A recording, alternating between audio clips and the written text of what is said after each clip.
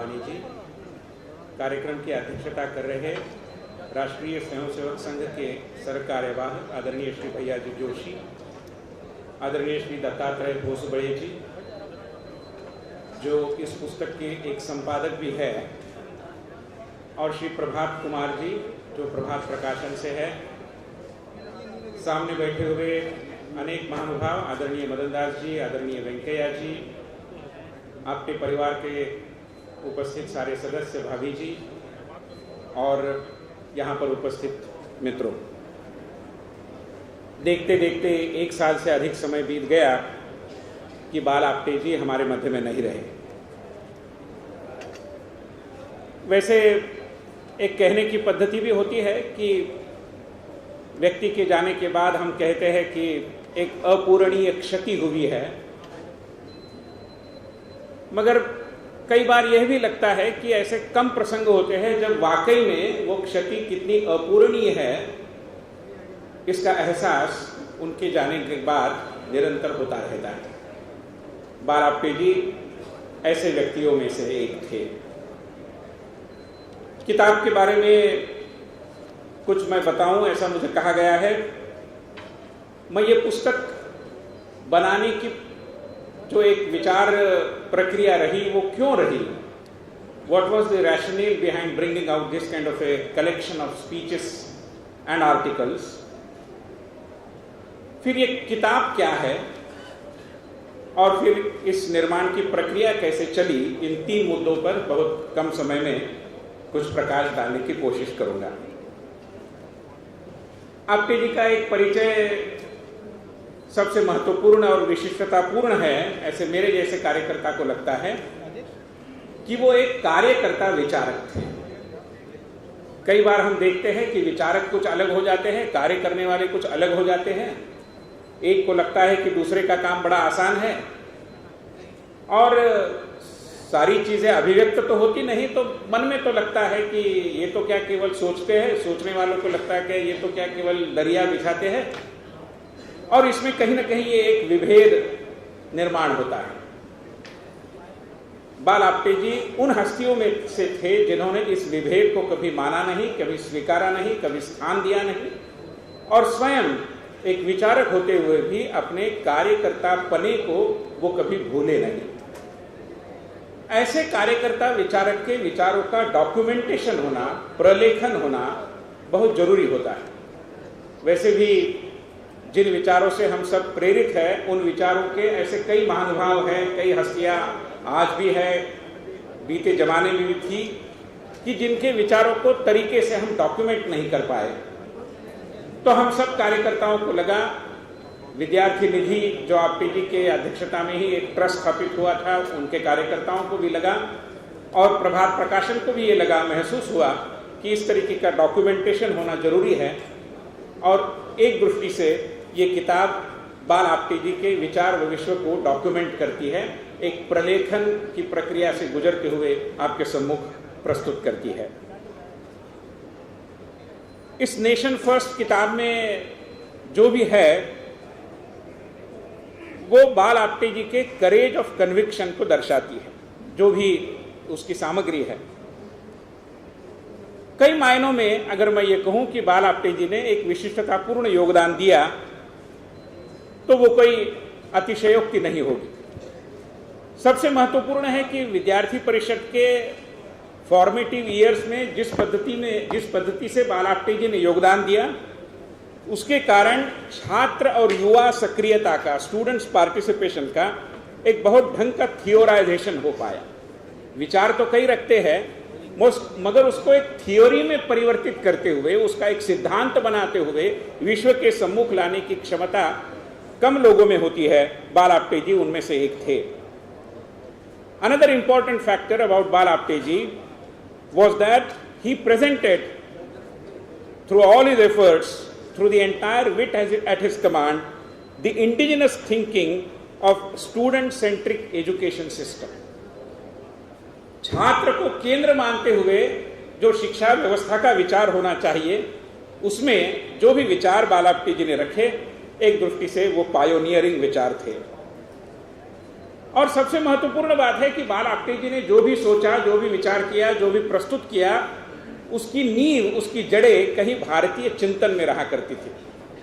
कईयों को स्मरण होगा कि जो युवा नीति बनी 1985 में, अंतर्राष्ट्रीय युवा वर्ष की घोषणा हुई, उसको मनाया गया, तो बात आई कि युवा नीति होनी चाहिए। So what kind of youth policy can we have? Bal Apte जी ने तुरंत कहा कि भारतीय युवा नीति तो हमें अपने दर्शनों में से मिलती है, जिसमें कहा गया है कि प्राप्ते तु षोडश वर्षे पुत्र मित्रवत आचरेत। 16 साल के युवा को मित्र जैसा सम्मान देने की आवश्यकता है, ये युवा नीति है।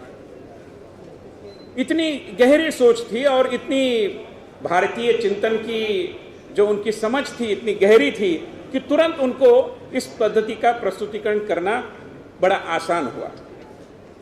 दूसरा महत्वपूर्ण पहलू, एक दृष्टि से उनके जीवन को अगर हम देखें तो अंतिम 12-13 साल उन्होंने भारतीय जनता पार्टी के साथ बिताए, कई दायित्वों को संभाला, पार्टी के उपाध्यक्ष रहे, सांसद रहे।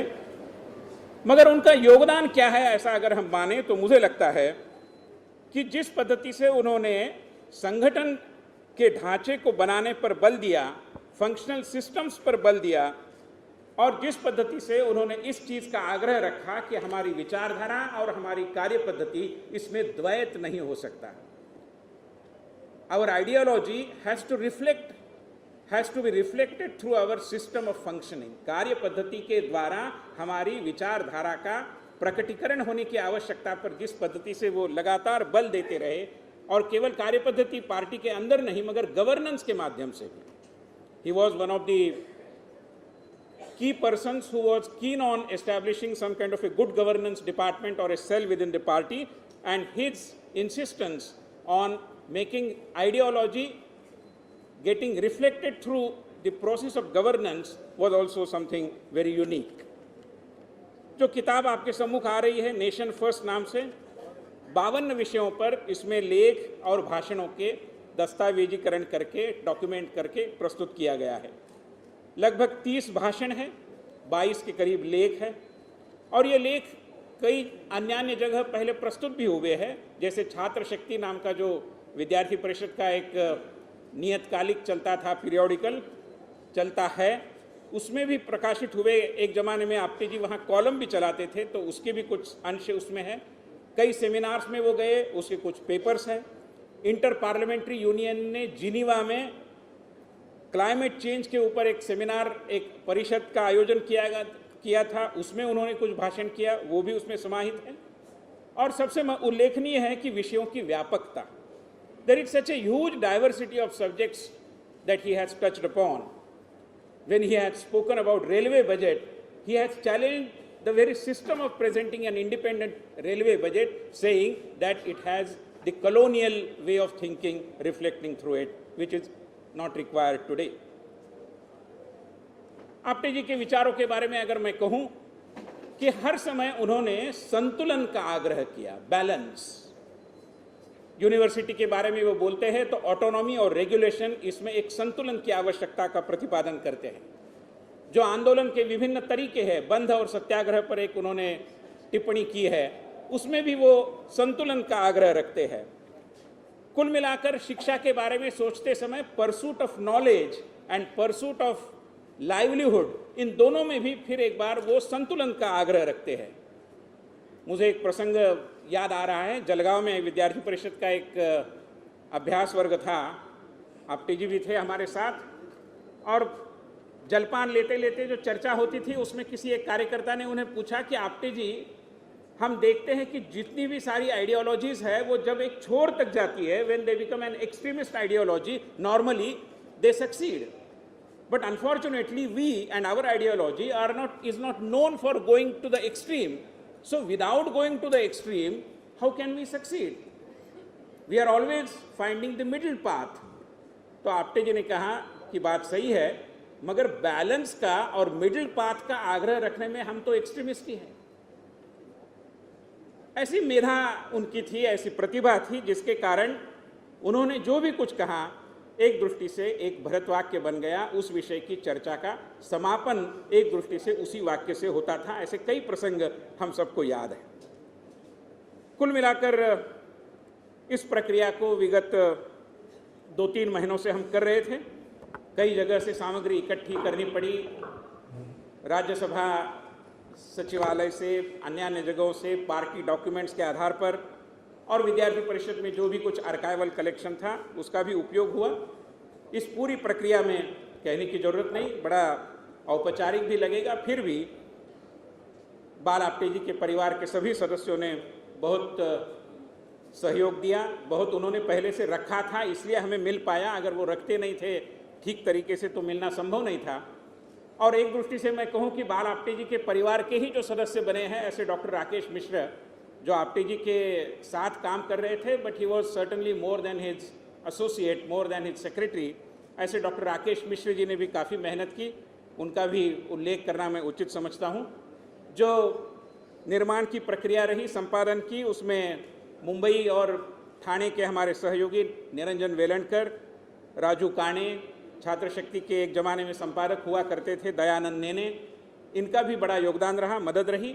अतुल जोशी एक चित्रकार है, उन्होंने इसके मुखपृष्ठ को सजाया है, उनके भी नाम का उल्लेख कृतज्ञता के भाव से करना मैं उचित समझता हूँ।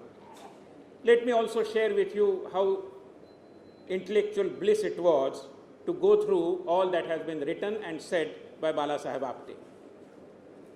यशवंतराव जी केलकर हमारे में से गुजर गए, उसको अभी 30 साल होने को आए। आप यशवंतराव जी के बारे में जो किताब बनी यशवंत, उस प्रक्रिया में आप्टे जी का योगदान था और उनके सहयोगी के रूप में छोटा बड़ा काम मैंने भी किया। मुझे उन सारे प्रसंगों की याद आई जब बाल आप्टे जी के बारे में इस किताब का काम हम कर रहे थे। And the additional part of the pleasure was to work with Dattatreya जी।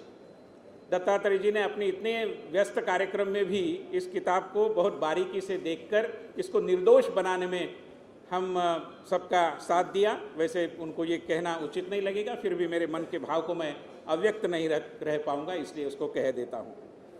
अंत में जो हमारे प्रकाशक है प्रभात जी और उनकी सारी प्रकाशन संस्थान ने इसमें बहुत रुचि ली, बहुत तरीके से फॉलोअप किया, अनुवर्तन किया, जिस उनकी मेहनत का एक परिणाम है कि ये किताब आज एक ढंग की किताब बनकर आपके सम्मुख आ रही है। Lastly, this is a 290 page book worth purchasing. जो इसका कंटेंट है, मुझे एक वाक्य हमारे इंद्रजीत जो पत्रकार है अपने किताबों के बारे में कहते थे कि what we are providing is a protein diet at potato price. अभी पोटैटो की भी कीमत इतनी बढ़ी कि वो तुलना शायद बेकार है, मगर बात ये सही है कि ये बहुत संग्रहणीय, पठनीय और विभिन्न विषयों के बारे में जो रेफरेंसेस हमें लगते हैं उसके लिए उपयोगी, ऐसे नॉलेज सोसाइटी के लिए उपयोगी किताब बाल आप्टे जी के प्रतिभा के कारण, मेधा के कारण हमारे सम्मुख आ पाई है। I am sure all of us are going to purchase it. Thank you very much.